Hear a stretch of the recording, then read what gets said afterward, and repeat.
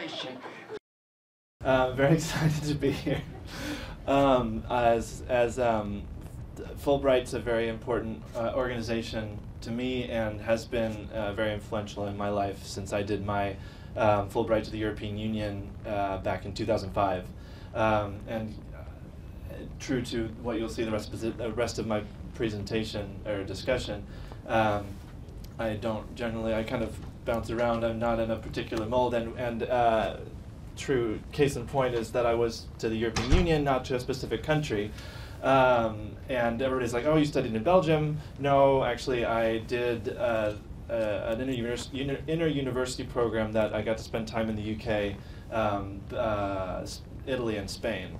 And I was originally assigned to the Belgian Fulbright Commission, but then because my program was coordinated in Bath, I got bumped over to the British Fulbright Commission, which was actually a very fortunate turn of events, and I had a wonderful experience. But so this presentation is more just telling my story and just kind of recounting my journey along the way. So you can go on the next slide. I thought I'd start with basics. I am originally from Kansas. I grew up there. And you can go on to the next one. And I'm definitely a liberal arts person at heart, and I've been interested in way too many things, and my life has been more figuring out what I don't want to do rather than what I do want to do. And so you can click like 3 more times. And so in thinking about this and in planning the journey so far, I've come up with kind of 3 main things that are I think, the passions that drive me.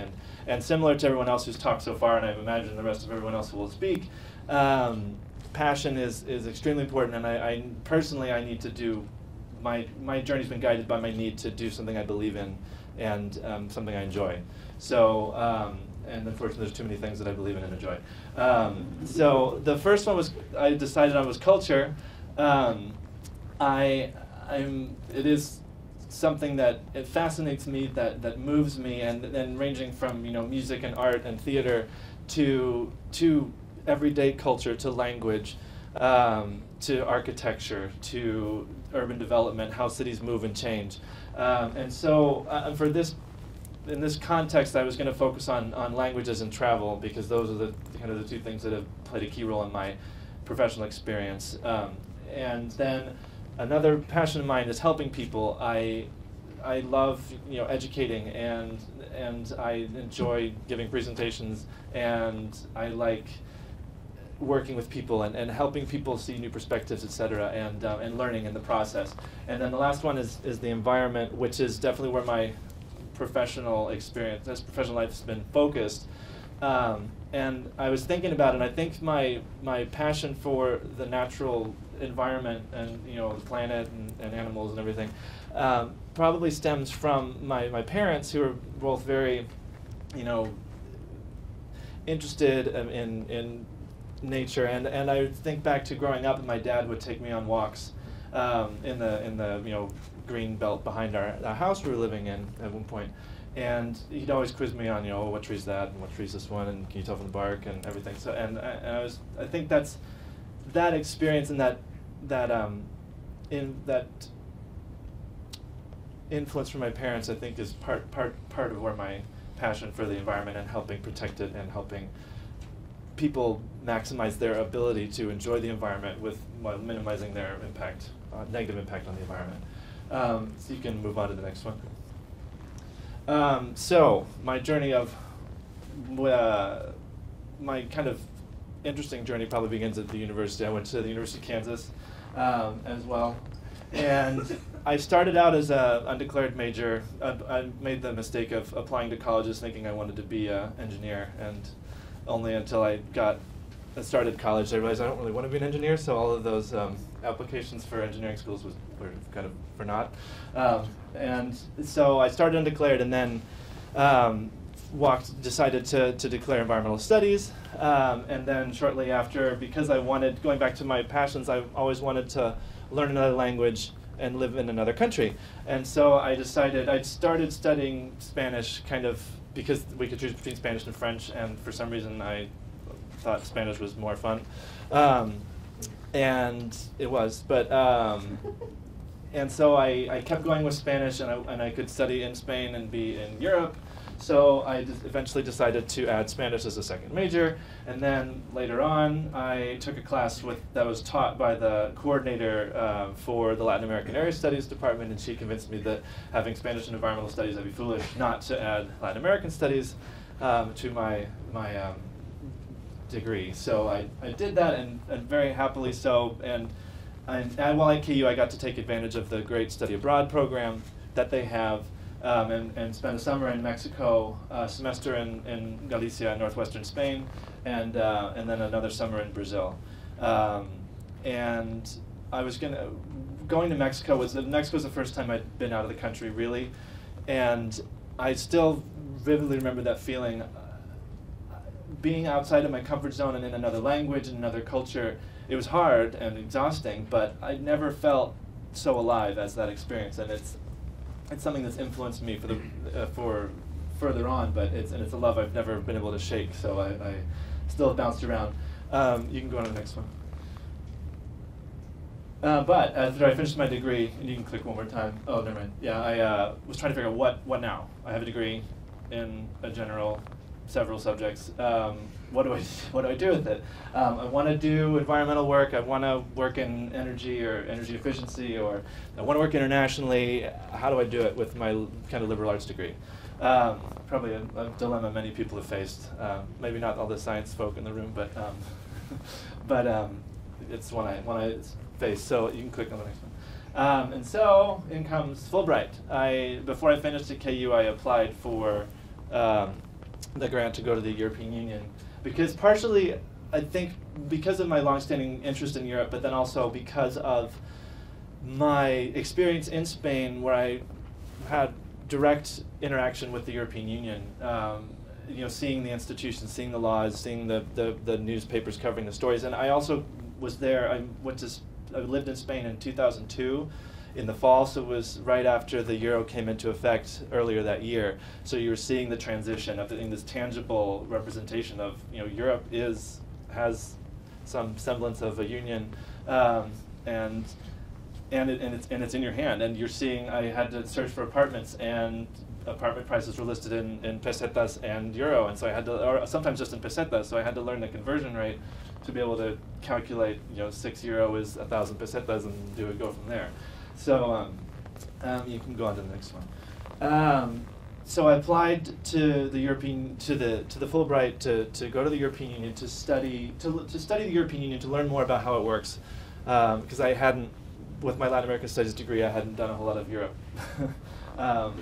coursework. So I wanted to just kind of learn in general. I wanted to learn about European environmental policy, to see what the differences were, how it functions in comparison to my experience with the U.S. And then I also wanted to look at the European Union as a potential model, as a model for regional integration in other parts of the world, because it's amazing that this, now 27 countries that had been, at war, that at times hated each other, and some oftentimes don't get along even today, could come together and have a shared government and develop a new governmental structure that we're still trying to understand, and coexist peacefully. And one of the underlying principles of the European Union was to prevent war in the future. And I think we can see that today, that war between France and Germany and in Europe is pretty much unthinkable. And we've seen Greece come near collapse, and any sort of violent response to that, other than protests, and I don't mean to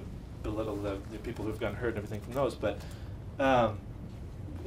war in that context is unthinkable. I think that's a testament to, and I'm a fan of the European Union. I'm sorry for any of the Brits in the room, but I think it's an amazing institution that it continues to develop. You can go on to the next one. So I did the Euromasters program, which is a consortium of 7 universities, coordinated by the University of Bath, or Bath, if you'd rather. I chose, everybody started in Bath in the program. And then I chose to go to Siena, Italy, and then I spent the last part in Madrid, Spain. And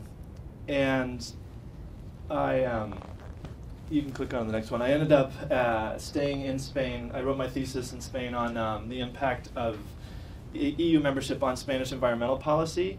And then you can click on to the next one. While I was living in Spain, I got involved with the Spanish Fulbright Alumni Association, which was a great organization that would organize monthly tertulias, which is a Spanish tradition of cafe culture where people would assemble and discuss philosophy over and topics of interest, and they still organize those today, and it's a great organization. And through them, I got put in touch with IE Business School when I was searching for a job and trying to figure out how I could stay in Europe.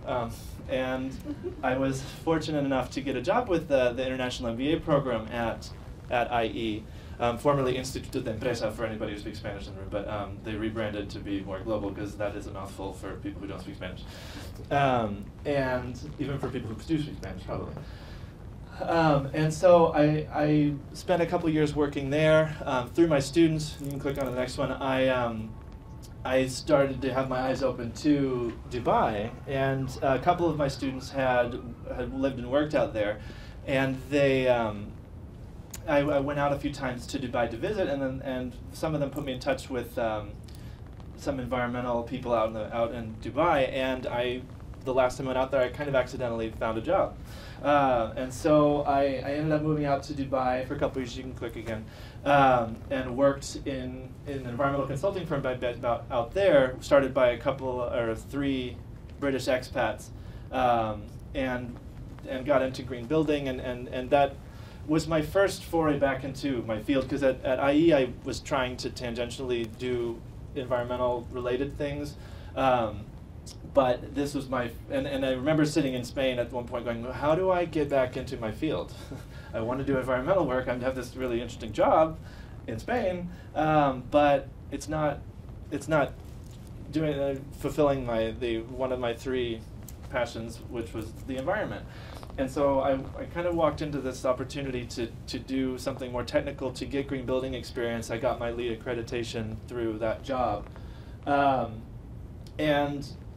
it was fantastic until I moved out there in August of 2008, so right before everything fell apart globally. And I saw the dramatic change in green building work go from 30 requests for proposals a month to nothing. And so that meant that my job eventually went with it, and so you can click on the next one. I needed to figure out what was next, and having a master's degree in European policy, what better place to go than Brussels? So I'd been fascinated with Brussels, wanted to live there, and fortunately one of my colleagues from my master's program was based there, and then I had two of my friends from Dubai had randomly got transferred to Brussels, and so I was able to just up and move and leave Dubai and spend some time in Brussels. Unfortunately, I wasn't able to get a work permit to be able to stay, so it was just a few months, 3 or 4 month long stint in Brussels. But it was a great unemployment period. And then if you want to click on again, Then I actually came back in the picture because I'd gone back to speak at a conference at their Social Responsibility Forum, and one of the other speakers I'd met was based in Boston. You can click again.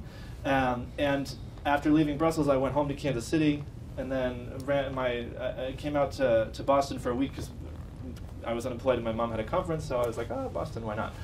And then I got in touch with this gentleman who's still working here. He's very active in the sustainability arena here in Boston, and he I was hoping to meet up with him, wasn't able to, but he forwarded me a job announcement for, you can click again, a locally based environmental consulting firm called Vertex, and I was out here for a week. I got in touch with them and went in, kind of again accidentally found a job, and moved continents again, and so you can click on again, but it again goes back to the business school, which goes back to my relationship with the Fulbright Alumni Association in Spain, which goes back to the Fulbright Association. So I'm still today benefiting, and I can't seem to get away from IU Business School and the Fulbright organization. So and happily so. But my current position is, I get to focus on energy and sustainability, which, if you remember the blips that I threw up on the screen, when I was sitting back in Spain going, how do I get back into my field, I was also thinking, how do I get into energy and sustainability? I want to do that. I'm not an engineer. Did I do the wrong thing? Did everything I do was wrong? I don't know. And then I'm using my languages. I speak Spanish and Portuguese fluently, and then I speak some others as well. But I'm using Spanish every day with my coworkers, and we have an office in Mexico City. And then I get to travel to Latin America frequently, and I was just in Europe a couple weeks ago for meetings, which obviously ticks the travel box as well. So I still can't quite believe that I found this position that needs all of my random skill sets. But again, my path post university has been very heavily influenced by the Fulbright experience, and I was just gonna throw out just going back to what I'd spoken about at the beginning with me trying to identify my passions. I've been fortunate enough, thanks to my experience with the Fulbright and the Fulbright Alumni Associations, both in the UK and in Spain, to have gotten at least in a position where I'm extremely happy. I'm doing interesting things, and I'm be able to do what I kind of wanted to do but didn't really know how to get there, etc. So that's kind of my journey story. I don't have any take-home messages really, but other than my mind was thinking of a million things during the previous presentations, and now of course nothing's coming to mind. So I think I will just end there and say thank you very much. I hope my random story is interesting, and I'm looking forward to the rest of the presentations.